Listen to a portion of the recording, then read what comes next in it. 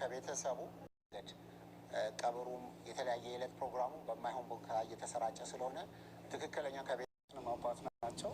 አዝነናል። ስለዚህ ወደማይቀረው አኺራ ሄደዋል። ሲሄዱ ደግሞ ያው እንግዲህ ሁላችንም ወደዛው ስለሆን ሸሪዓው ባስቀመጠውና ለነሱም በአማረ መልኩ ለማድረግ እየጣርን ነው። ስለዚህ በዚሁ መልኩ በነገው ዕለት እንደተነገረው ያው ከሞተ ሰው ወደ ቤቱ ማድረስ ስለሆነ ነገ እንደ አላህ ፍቃድ 10 ሰዓት ላይ የቀብር ስነ ስርዓታቸው ይፈጸማል። ሁላችሁም ከጎናችን እንድትሆኑ እንጠይቃለን። በኑር መስጊድ የምንሰግድ ይሆናል። ከዛ ውጭ የመቃብር ስፍራቸውን በተመለከተ ቀደም ሲል በኑዛዜያቸው መሰረት ወይም ወሲያ ያላቸው ሲሆን በወሲያቸው መሰረት በራሳቸው ሀሪማ በመስጊዳቸው ከመስጊዳቸው ጎን ባለ የመቃብር መካነ መቃብር ቦታ ላይ እንዲሆንላቸው ባስቀመጡ መሰረት በዚሁ መሰረት ኑዛዜያቸውን እናስፈጽም ይሆናል። ወሲያቸውን እናስፈጽማለን። ይህ ነገር በከተማ ባይለመድም በገጠር መሻይኾች ያለ የነበረ ወደፊትም የሚኖር ነው።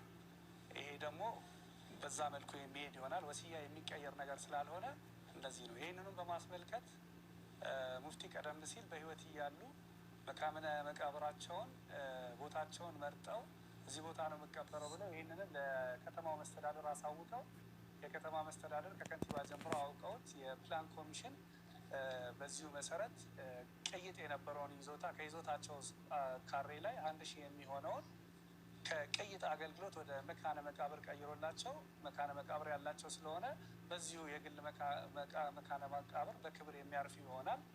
ይህንኑ ፕሮግራም እንዲያሳልጡና ይህንን ፕሮግራም ደግሞ በጥሩ ሁኔታ እንዲያስፈጽሙልን ከቤተሰቡ ጋር በመመካከር 7 አብይ ኮሚቴዎች አቋቁመናል።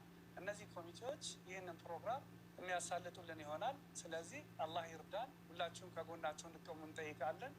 ሁሉም ሰው ላዘነው መጽናናትን ይስጠው፣ ለእኛም ሰብር ይስጠን። ከዚህ በመቀጠል በመጨረሻ ላይ የምንፈልገው የሙፍቲ ስራ አልተቋረጠም። ብዙ አላማ ነበራቸው። ስለዚህ እኛ ልጆቻቸው የምናስቀጥል መሆኑን መስጊዳቸውን የምንሰራ ስራቸውን የምንቀጥል መሆኑ ሀሪማቸው ኢላ የውሚዲን እንደሚቀጥል ቃል እገባላችኋለሁ። አመሰግናለሁ።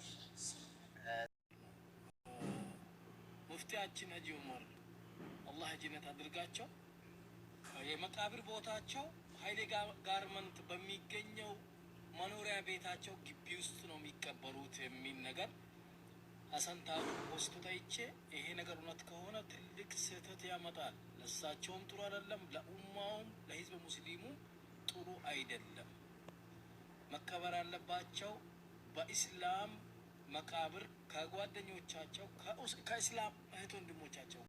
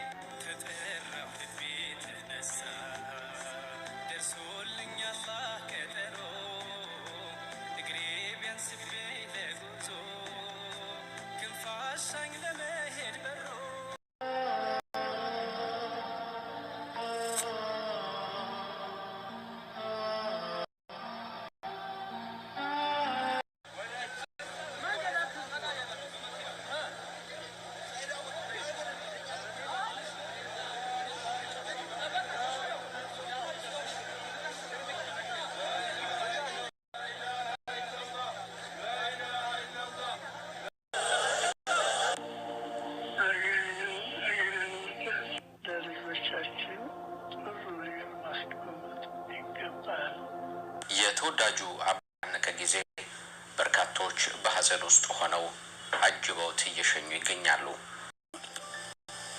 አገራችን ለምንድነው የዘንደው ሙስሊሙ ክርስቲያኑ እኩል ነው፣ ዲያውም ሀብታሙም እኩል ነው፣ ባለስልጣኑም ሌላውም እኩል ነው። የዘንደው እንዲህ ያለ ነውና እንዲህ ያለ ላርግለት ለብቻ ክብሩ ተሰጥቶ የሚል ሐሳብ የለኝም። ምን የዘንደው እንዲህ ያለኝ ስለዚህ ለሁሉም ምን ያለቅሳለሁ፣ አዝናለሁ።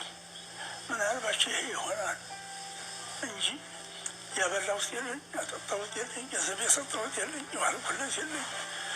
ሁለተኛ ደግሞ እኔ ስናገርም ደግሞ ይሄ ነገር የበራውን ለበታችሁ ይዘን ሀጂ ዑመር እንድሪስ ደመቀ ወሎ ክፍለ ሀገር ገነቴ በምትባል መንደር በግንቦት 21 ቀን 1929 ዓ.ም ነው የተወለዱት።